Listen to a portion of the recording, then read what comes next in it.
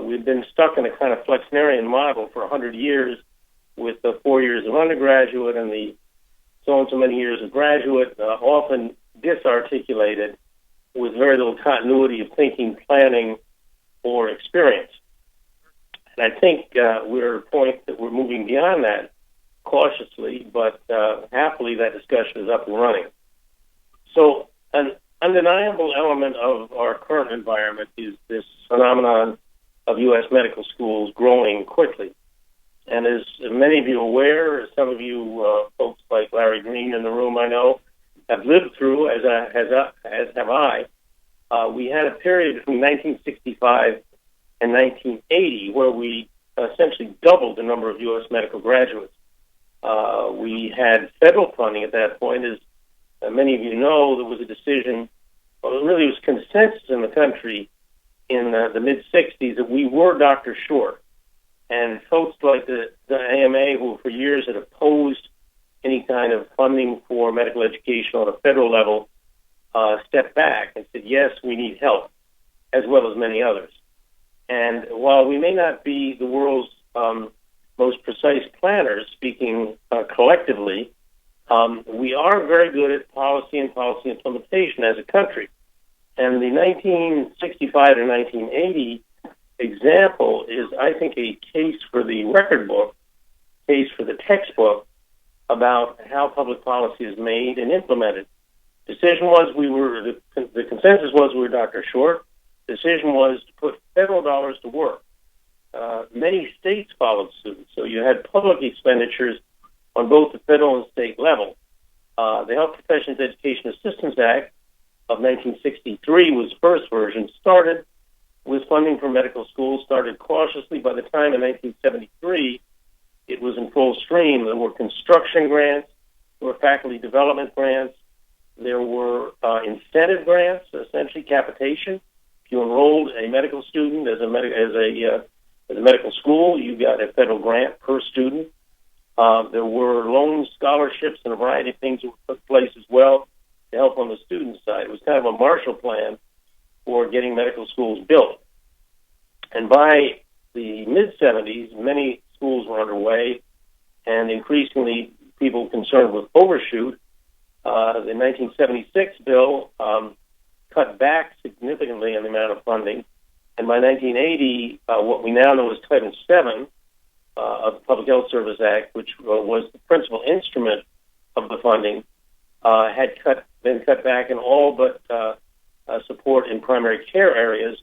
The suite of programs we pretty much know today with the Title VII medical education stimulation grants of various sorts at the undergraduate and graduate level, some funding for AHEX, some funding had already started by then for physician assistants and under Title VIII nurse practitioners.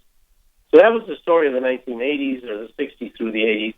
And then, as I think we all know, allopathic medical education went flat. Between 1980 and 2005, we were net -1 medical school. Osteopathic education continued incrementally to grow, adding about 10 schools during that period on a very small base at the time. So that was the situation going into the 21st century. There was huge pent-up interest in medical education. Conspiratists postulated that there was a plan between the AMA and who knew who to constrain growth. That's why there were no new medical schools. It was not that. I lived through this, many of you did. There was a sense that it was responsible not to expand. And, of course, it was easy not to expand because you didn't have to go looking for new support. In any event, by 2005, Jordan Cohen at the annual meeting of the AMC said, we need more medical schools. And 2 weeks later, they were happening. Now, that was all in the pipeline. People were ready to go. But that really, I'd say 2005 is when things really got going. And we're on our way by 2017 to increase the complete osteopathic and allopathic output by 40%. If you go a few years beyond, it'll be 50%. So that's not the 100% we did in the 1960s and 70s, but it's very appreciable. And the one other thing I'll say about this and then move on is this has been done without a single federal dollar. There are some state dollars in there, and of course federal dollars flow to medical schools, so that's important, some federal dollars. But the sociologists in the room and the economists need to turn their question to what is the role of federal funding. You have two huge jumps in medical education, one quite governed by federal funding and the other absolutely devoid of it. And as a student in the area, I'm kind of miffed. It's hard to know what to conclude. But certainly you can build medical schools without federal money, I think, or without federal money being the ignition to get them going. Now, there's been concern, of course, about the what this means for GME. GME, and I won't dwell on this because you all know it and Gail reviewed it. The GME cap the Medicare GME cap since 1997 has been in place. And the simple belief is that means nobody can open a residency. Well, when you actually test that premise, it is not true. And this is the entrance into GME in the years tracked here. And you see it's been a regular upstream of event each year. It's been about a 1.6% increase per year. That figure has received very little attention. AAMC and others have been out there talking about the growth in graduates. But the growth in new PGY1 slots has all but kept pace with it. Over the last decade, it's been about a 2.4% growth in graduates and about a 1.6% growth in GME PGY1 slots. So a very appreciable growth in that area. And if you look at the comparison of these, you can see that the gap is closing a little bit, but not quickly. And that's, again, the graduates coming out and the opportunities for them in their internship year. And if you take these same figures and project them into the future, what we find is that the gap will close a bit, but not much, over the next decade. So this tremendous commotion about you've got to give us more money so we can open more residencies. A, residencies are opening, and B, they're opening without GME money. And C, the gap is not closing. This notion that medical students are not going to be able to find a place is simply not the case. We're publishing this in a perspective. It'll be out next week in NEJM, and I suspect will kick the controversy up a bit more. But it's basically these figures. We also did projections which won't be published in this short article. But if you had not another GME position between now, I'm sorry, I'm not prompting. This is next slide. We should be up to growth in U.S. medical school graduates, the orange one. Are you with me, Kim? I can't hear, so I'm assuming you are. Good. All right, so then I'll be better about the next slide. I'm sorry. We're good. So good. Effectively, if you had the same number of slots for the next decade, we would about grow into them in terms of U.S. graduates. Now, this is allopathic and osteopathic U.S. graduates. But none of these projections assume that IMGs will not be competitors.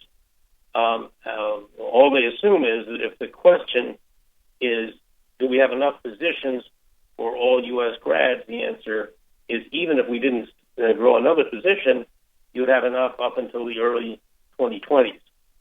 And if you put another 15,000 people in the system, or the 15,000 positions in the system, as AAMC has asked for, you would open the gap up wider so that the brain drain, both from non-U.S. IMGs and the Caribbean U.S. IMGs, would have many more slots. We'd have to call on the world, particularly my concern would be the developing world, to send more doctors, precisely what we don't want to do and shouldn't do as a country. So that would be the net effect of what AAMC is asking for. This business that has gotten much publicity, next slide, sorry, there's got much publicity about, in this case, 528 folks who didn't get placements, is actually true but unrelated. And it's being used, I believe, in a disingenuous way. There have always been 500, 600, 700 over the last 2 decades graduates who didn't match for a variety of reasons, including kids who were somebody didn't want to go on in medicine, and others who had personal or illness in the family, and others who chose badly and got frozen out at least for that year. NRMP has looked at this carefully, looking a few years down the line. They all get absorbed, those that choose to. And this is a fixed phenomenon. It's a large phenomenon. 500 out of 20,000 plus is a not inappreciable number. But it is not because there are not positions for them. It's some combination of folks who, for whatever personal or family reason, don't choose to go ahead at that time, and some number who are probably choosing unwisely in terms of their prospects. But it is not, I stress, not in any way related to the jobs getting tighter, and it is not related to there not being enough jobs. So this has been pushed. Here's another, next slide. This advertisement from a couple of years ago in the Washington Post, graduate medical education now more than ever, et cetera, et cetera. This wasn't identified. I expect this is AAMC. But again, this is all about pushing to get more GME money. And it's unfortunate that the students have been caught up in it. As you may be aware, any of you are involved in either residency programs or student counseling will know that students are applying to multiple residencies because of fear. In fact, the figure for last year was the average U.S. grad applied to 47 residency programs. The average international grad applied to 110. So this is a system that's way overheated and causing all kinds of problems with residency selection. And it's largely height over a non-issue. And I think we need badly to get this back out of the system and let folks choose on a more reasoned basis. So one more moment before we talk about the future on the geography of GME. Gail referenced this a lot this morning. This is a paper we published in Health Affairs. But the question was, how does this system work in terms of fairness? I'm sorry, we're now 2 slides ahead, the first map slide. This slide shows in fairly graphic form where the positions go. There's now our GME cap, Medicare cap, per 100,000 population. And you can see it's concentrated in the Northeast. These are the states that have highly intense resident per population ratios. And as you go west, you can see it fades out fairly quickly. This of the slides I'm going to show you is probably the most dramatic in terms of disparities of distribution. Now, the history of this, I think, is probably understandable. The graduate medical education started around the medical centers of the early and mid-20th century, who were heavily concentrated in the Northeast. So a culture of large residency programs, and in fact, hospitals, and in some cases, such as New York City, geographic areas that have become effectively residency dependent, for better and for worse. And when Medicare came along in 1983 and put in a formal system, prior to 1983, between 1965 and 1983, it was fairly informal. But they put in a formal system, the one we know today with direct and indirect payments.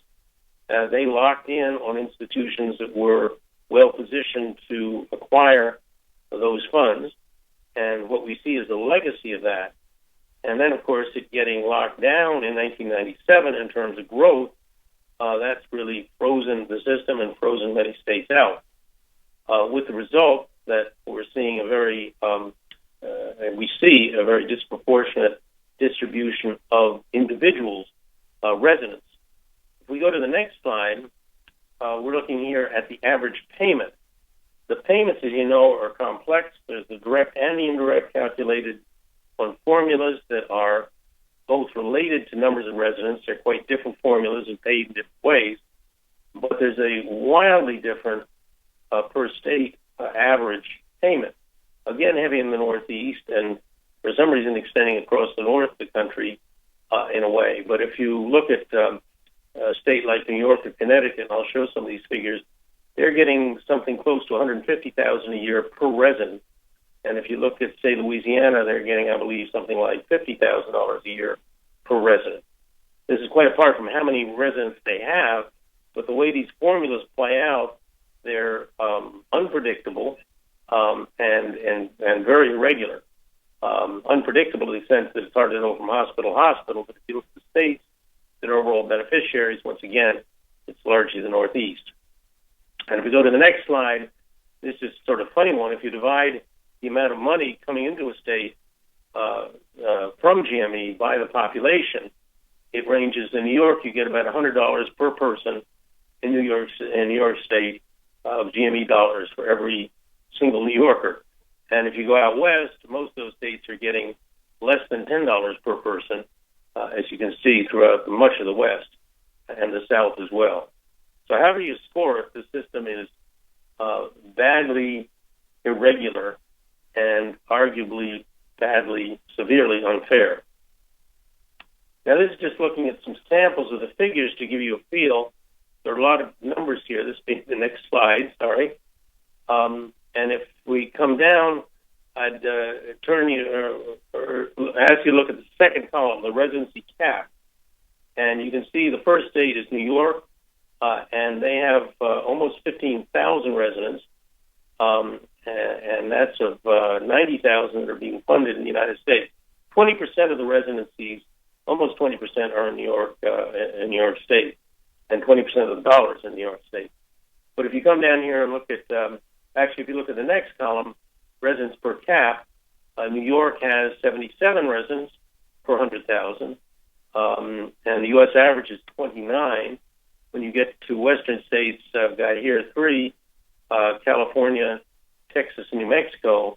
They have 19, 18, and 18 per 100,000. So much less density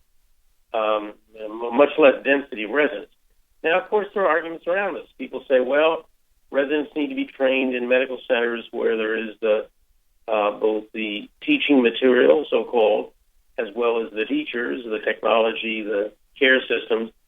And that's certainly true for certain kinds of residencies. Probably not the majority of residencies where at a medical center, perhaps, let's say just a medical center, at this day and age with the level and mobility of technology that we have, there's no reason that this has to be on the island of Manhattan. This could be in Albuquerque, or it could be in California or Texas, which have plenty of respectable medical centers. So again, we have an imbalance with a legacy behind it. If you look at the far right column, that's Medicare GME payment per resident, and you'll see the national average is $112,000 per resident. Connecticut is the winner at $155,000. And if you look at the 3 western states, it's $87,000, $65,000, and $49,000. So once again, not only on the number of residents, but what they get per resident, highly disparate, and the West is disadvantaged. Now, I'll pause on this just to say that in the political discussions about how do we move forward, there has been a predominant piece of misinformation that has been successfully sold, and that is that somehow an intervention such as that proposed by the IOM and to change the system makes everybody losers. As Gail explained this morning, the IOM committee took the position, let's keep the $10 billion intact, let's cost adjust it going forward for inflation, but let's redistribute it. Now, I have not run these numbers, but if you look at the, just take the per resident payment, probably in the current setup, 2/3 of teaching hospitals, maybe 3/4, are disadvantaged, are effectively losers. And about 1/4, perhaps 1/3, are doing much better than average. So you actually have a constituency for reform that ought to be 2/3 of the hospital. If you simply took the same money and spread it more fairly, most teaching hospitals, most academic health centers would come out better off just in terms of dollars within the system. So a very important element of all these discussions is to put people in touch with that, and certainly leaders of academic institutions in the West should be aware that while the Medicare money may be good and it may be important, it isn't fair, and a change in the system would very likely benefit them. And this notion that the only system that works is the current one we know is simply not the case. So I stress that. I suspect there are not many leaders of AHCs in the room today, but as you go back and talk with your colleagues in those positions, this is a very important perception to get across. So the next slide, the next two slides. Moving forward, I won't dwell on the IOM report, although I will reference it a couple of times because Gail has given you a good, very good summary of it. And I will talk now about the diagnosis that this now is mine as opposed to committees, but it draws on the committee work as well as other experiences and analyses. So the first thing to observe about the system is what I've called is that it's anencephalic. That is, the GME, Medicare GME system, pays money and moves resources, but it doesn't have a brain. It doesn't think. It's driven by formulas. It makes sure on the heart beats, but it can't move from point A to B, and it certainly can't analyze or think about anything about where it should go or it wants to go. This is a defining characteristic of it. It has the political advantage of being formula-driven, so there are no disputations, there's no discussion about it. But as has been pointed out by Gail and others, it is a policy devoid, it's policy free. It isn't linked to trying to incentivize the system to move or change in any fashion. So the system, as described, is rigid and immobile. And this, I think, is a very important observation about it. It conflates hospital subsidies with educational purpose. Now, the educational purpose is pretty clear in the direct payment. The indirect, effectively, and this was talked about this morning, whether this is critical money or not critical money, whether it's going for the purposes of the safety net or not, whether it's going for burn units and stand-by activities or not, any of the many defenses or rationales that have been raised for it, it is a subsidy. It is cash provided to hospitals for them to make their bottom lines better. And as Gail, I think, quite eloquently pointed out, that may be in ways that serve social purpose. It may be in ways that enhance equity, such as serving for or making up for costs lost in emergency rooms or other kinds of uncompensated care. But it may not be. And the most important thing is that if the Congress wants to provide subsidies for teaching hospitals because they feel that they're important and perhaps challenged or endangered institutions, that's well and good. But when you combine it with money for education, you lose your educational lever. You lose your educational way. You lose your policy purpose. And that's where we sit today. The GME funds are hostage to hospital needs, demands, and lobbying. The question of what that money could do to enhance or transform the workforce, education into practice, is entirely preempted by the desire of hospitals to keep the money flowing. And this is said with no disrespect to hospitals. If I were hospital CEO, I'd want to see that happen too. But in order to move forward, either the two have to be separated, or the hospital subsidy has to come on the back of policy, educationally positive policy purposes. And that I'll talk more about that, whether we split the funds or keep them together. But the educational purpose has been lost, is the point. Of course, GME, as we know it, is entirely hospital-based. So when we look at our system today, that is very heavily inpatient-focused. It is the people trained in it and for it, of course, are trained in those one kind of facility. And perhaps in the days of Flexner or post-Flexner, that made sense. That's where medical science was practiced at the most cutting edge. But today we know that much of the vast majority of medical care takes place in the community, and given the educational capacities we have today with all kinds of distance-defying technology, you can teach medicine, many aspects of it, anywhere in the country. And the notion that you have to be based in the hospital, certainly in primary care, but in many specialties as well, is simply not the case. So we need to move beyond the hospital-based system, which is what we're tied to now. It is, for all reasons you know better than anyone, primary care unfriendly. It is terribly complex. Nobody can understand the formulas. I have trouble, and I've been at it for 30 years. And there's this matter of incumbency. Those positions now are locked down, effectively owned by certain institutions, and they don't want to lose them. They don't want to lend them. They don't want to trade them. So that's the diagnosis. If you look at the goals, then, of what one would want to do with the reform system, you'd want it to be policy-enabled, to be able to respond year by year, decade by decade, to the ebb and flow of needs in the country. And today it may be general surgery. 10 years ago it might have been anesthesia. 20 years from now it may be something else. But you've got to have a system that can go with that. 20 years ago, the United States demography looks very different than today. And I mean largely the geographic part of the demography, where the country has moved west and south, and GME can't move with it under its current system. So it needs to be policy-enabled. It needs simplicity and transparency, and most of all, flexibility over time. As I've argued, I'd separate GME support from teaching hospital support, or at least second it to teaching hospital, to its educational support. The educational premise needs to be deinstitutionalized, or at least allow for a robust set of community-based programs to be directly funded, as well as those in institutions.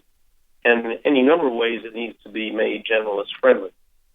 So that's where one would want to go going forward.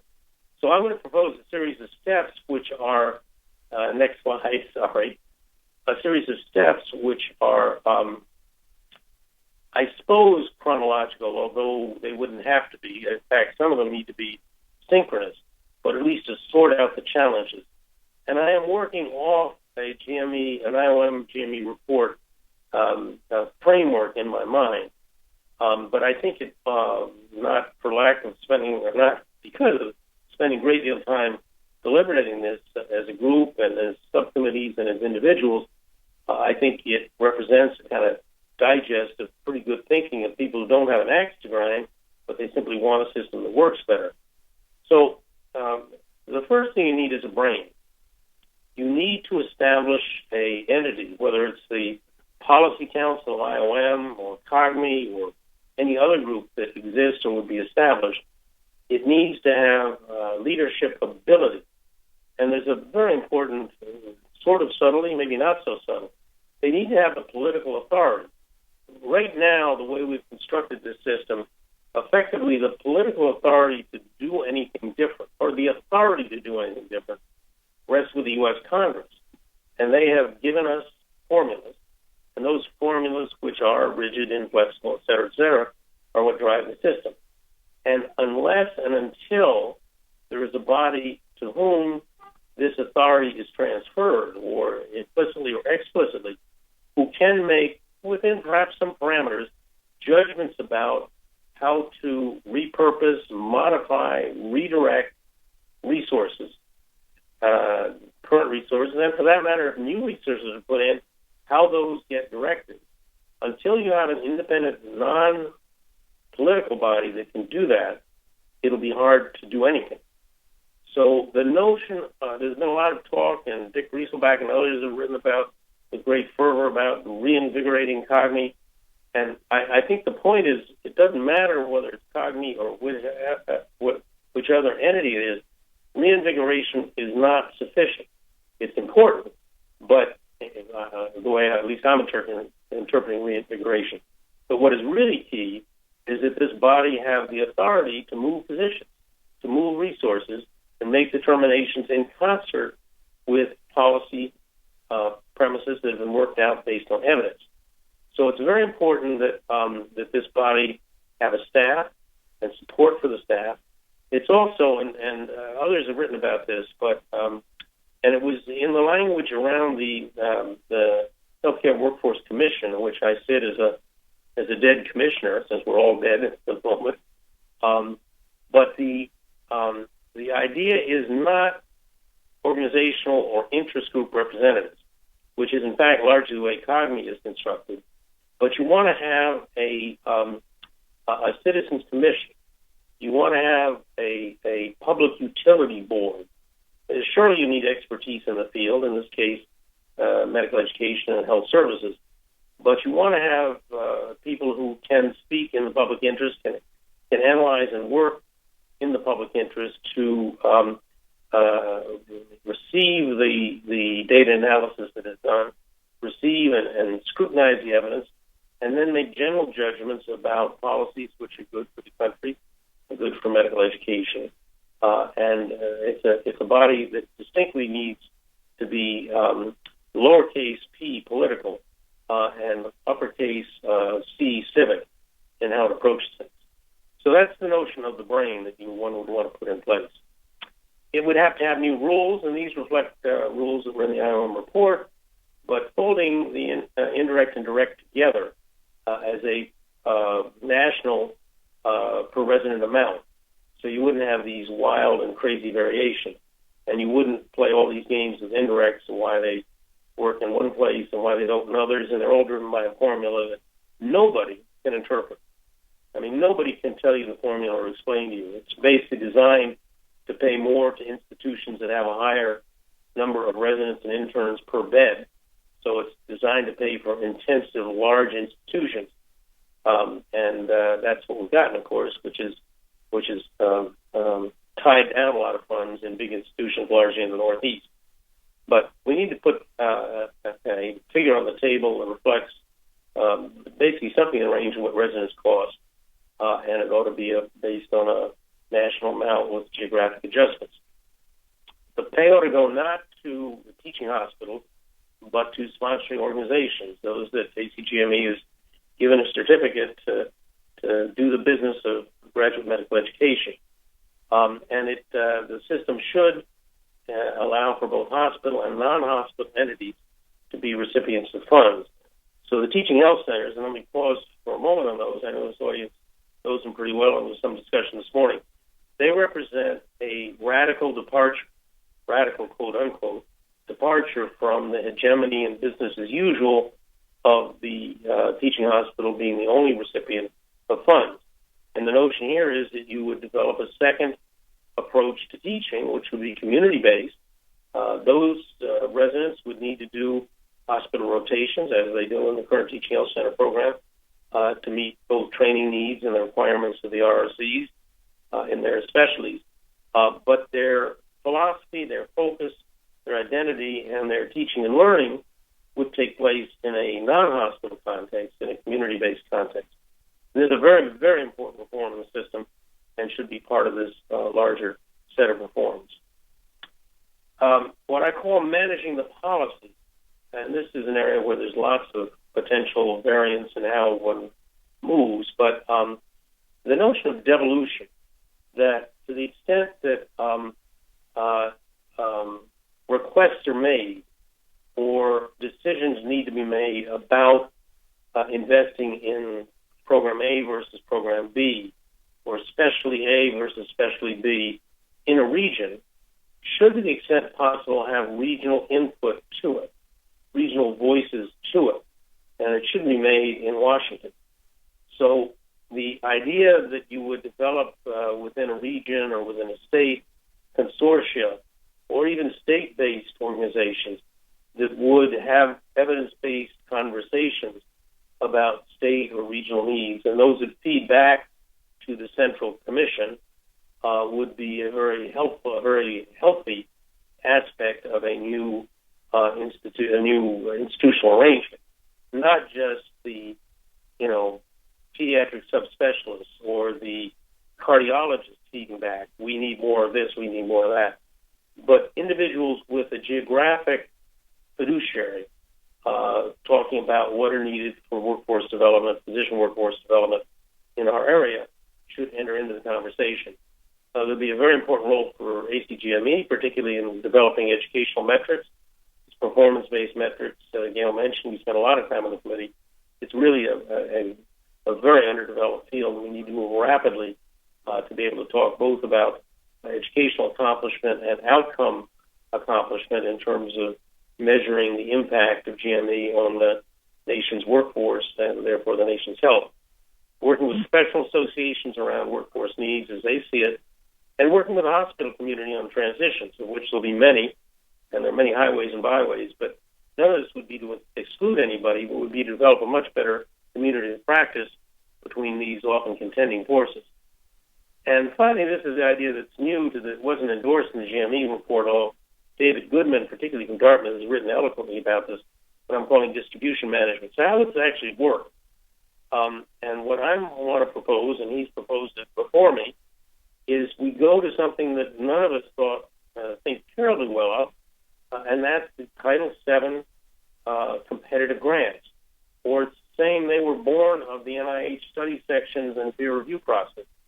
The Bureau of Health Manpower that Gail referenced, the old name of what is today the Bureau of Health Workforce, started at the NIH. And the system of distribution of Title VII awards grew out of the peer review system, the study section system of the NIH. And that's the way we've refereed science, and that's the way we ought to referee GME. Now, I would propose 10-year competitive grants, because clearly the 3-year in and out is way too quick. Can't run a residency program without stability. But nobody should get a medallion to collect a federal check forever, which is effectively what we have now. Each program, every program, ought to be scrutinized over time and then have to reapply at a certain point and face the competition in terms of the quality and the relevance of the program, quality in general and relevance to national and regional needs. So you have the commission would, from year to year, issue policy priorities. Like, we do think there's a problem with general surgery, we need to do something about it, et cetera, et cetera. Or we think the concern that we've had in the past with Specialty X is no longer pertinent, we seem to address that, et cetera, et cetera. So there's guidance coming from the council. Your grant making would then be geared to that. It would require developing a peer review process with study section that I think would be exciting to ask to put that together. And the awards, as I say, would be made in a combination of regional need and educational quality. So that's how this new system might eventually play out. Additional issues that come to mind, there are many, but at least a few. We need GME quality and outcome metrics, and we need to get on that quickly. The IOM report was very clear on that, and that's why the Transition Fund would put a lot of money into sponsoring research and R&D in this area. You'd want a minimally disrupted transition period. Again, we spent a lot of time talking about this. The tolerance for disruption in the political community is about zero. And anytime you raise anything, including the whole IM report, that's way too disruptive. Well, there will be disruption. There needs to be hospitals going to have to recompute, recalibrate how they manage their workforce needs, and it may not be just with cheap and subsidized residents. They may have to change. But we do need to concern ourselves with how to make those disruptions as painless, probably not the right word, but as effective as possible. We could, and the IOM report suggested this, increase current numbers with current level of funding, increase the numbers of residents trained, residency slots offered, with level funding. And that simply means slicing the pie a little thinner. That's what the IOM report proposed, and I think that's a healthy principle for a number of reasons. We can talk about that.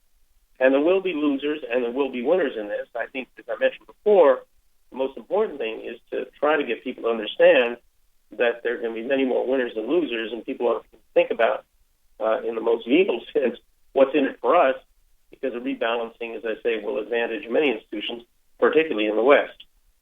And this, don't know whether Gail showed you this. This was a graphic, next slide, I'm sorry, the graphic for the transition as envisioned by the IOM committee. And essentially it proposed taking up to 30% of operating funds currently and gradually putting them into the transformation fund.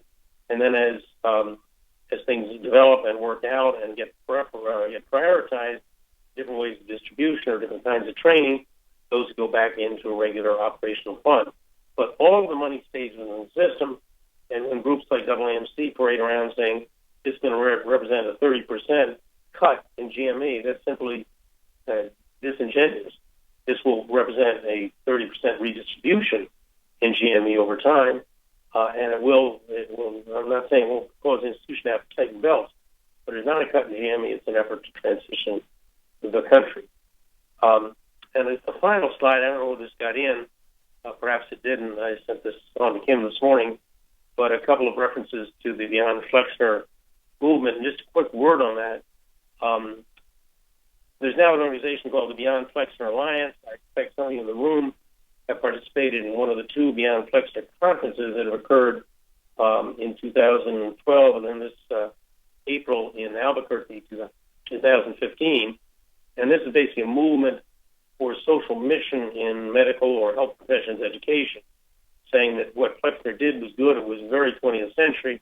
We need to move beyond that model, which involves a lot more community engagement. It involves disparity reduction, diversity promotion, and really engaging the social determinants of health and population medicine. And this needs to be a priority, not an afterthought, of major medical centers. I was alarmed but not surprised when I understand that in the scuffle 2-3 weeks ago at Columbia, where they tried to off their family medicine department, when the dean met with the students, he said, well, yeah, but it's not that family medicine isn't important, but that's the kind of thing that state universities do. Well, if you ever heard of voice of elitism, that's it. The Beyond Flex movement wants Columbia and Harvard and Stanford to take these problems of transformation of education in the system seriously. It's not that they've got the genome and we've got the system. We've all got to have the system to make it a better system and a fairer system. Beyond Flexner movement is about that. The next Beyond Flexner conference will be in October next year at FIU in Florida. I hope you'll all come. And with that, and I hope I got the slides, not queuing on time. I hope you all got it. Thank you.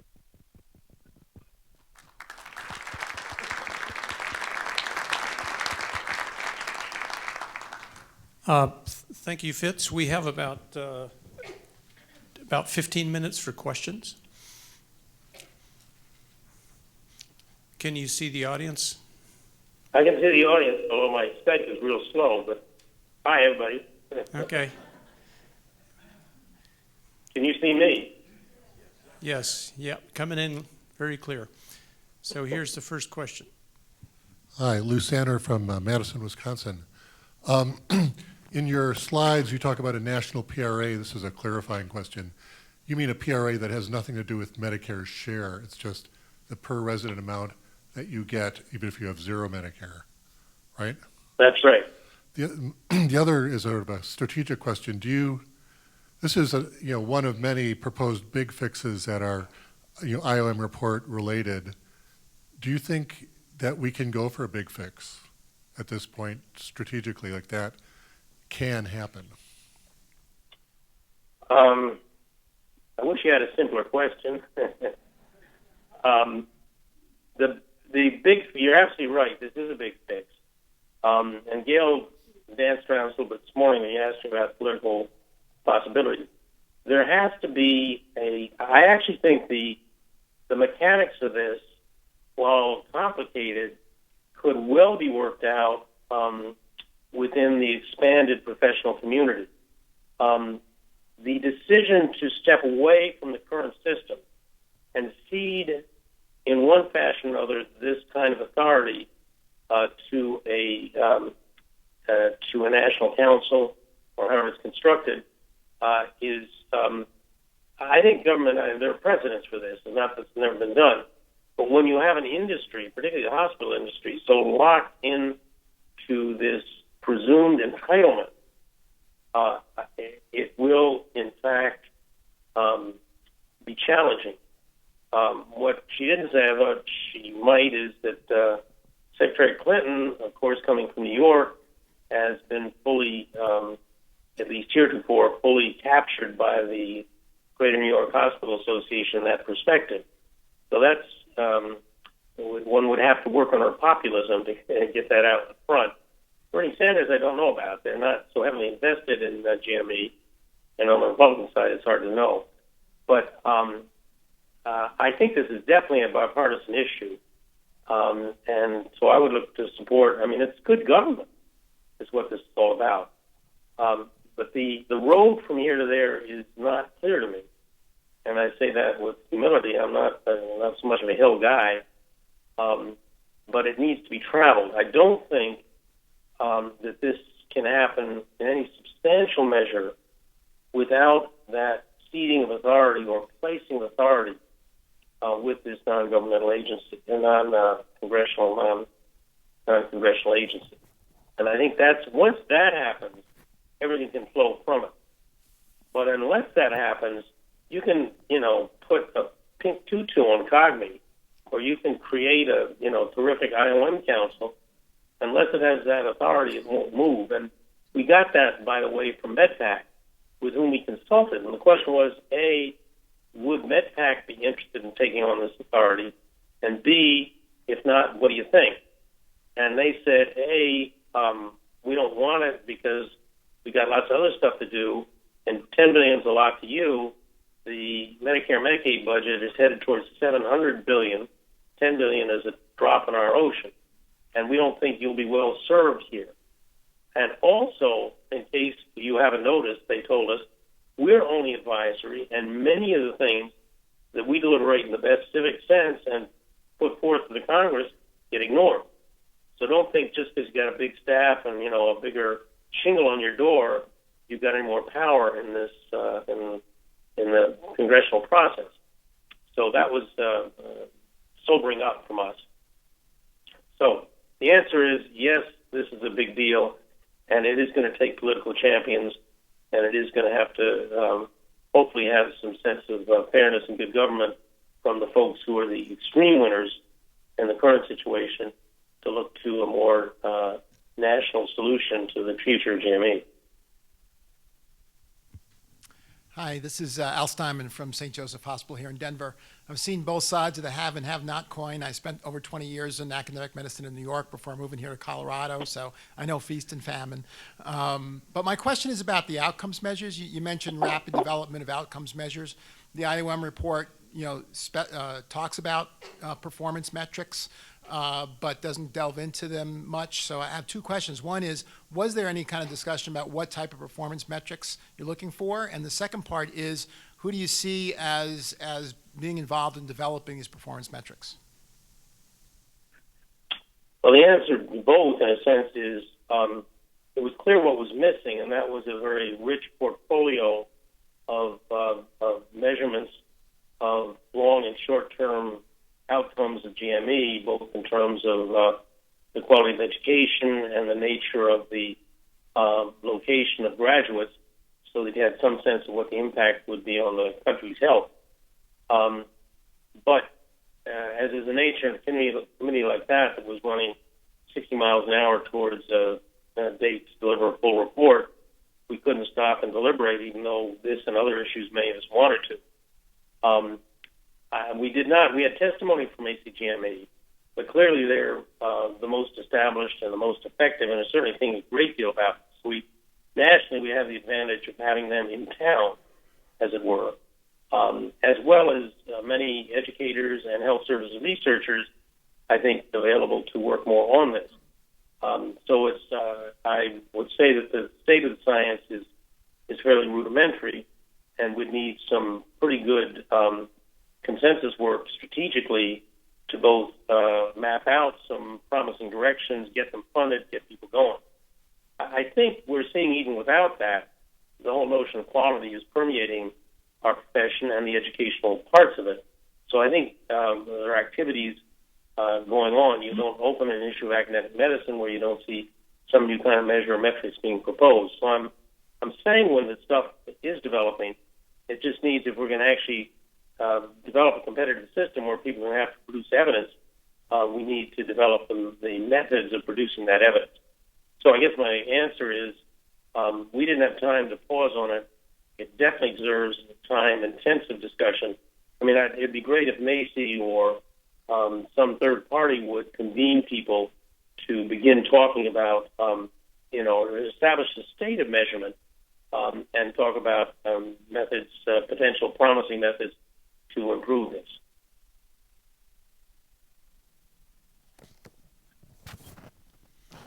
Any other questions? Okay, Fitz, I think we are completed on this end. Thank you so much for your time. Good. I assume everybody's going to go out and put the new system into effect like next week. Exactly. Good. Thank you. And we will, again, have the slides on our website in a few days, and we'll send you all the website address so you can access these slides as need be. Okay. Good, and thanks. If I could just make one bet. closing comment. The reason I was so excited and I'm so disappointed about this meeting, so disappointed not to get there, is that it is these kinds of deliberations that are indeed the way to the future.